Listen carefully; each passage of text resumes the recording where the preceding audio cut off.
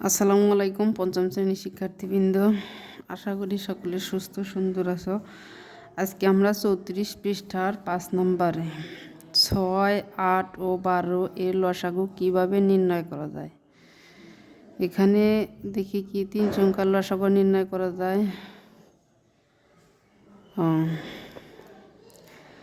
একইভাবে 6 এর গুণিতক এখানে নির্ণয় করা হয়েছে। 6 রে 1 দিয়ে 2 দিয়ে, মানে 6 দুগুণে 12, 3 6 18, 4 6 24, 5 6 30, 6 6 36, 6 7 42, 6 8 48, 8 18 8 2 16, এরকমভাবে 64, 12, 1 2 3 4 5 6 7 8টি করে গুণিতক নির্ণয় করছে। এখন এই যে লম্বা যে দাগগুলো দেওয়া আছে, এইগুলো হচ্ছে সাধারণ গুণিতক। এগুলো কি সাধারণ গুণিতক? তাহলে সাধারণ গুণিতক কয়টি আছে? 3টার মধ্যে যে সংখ্যাটার মিল আছে, যে গুণিতকটার মিল আছে সেটা হচ্ছে সাধারণ গুণিতক। এখন এখানেও 24 আছে, এখানেও 24 আছে, এখানেও 24 আছে, তাহলে এই 24 হচ্ছে সাধারণ গুণিতক। কত? এই যে 24। তারপরে আর কত?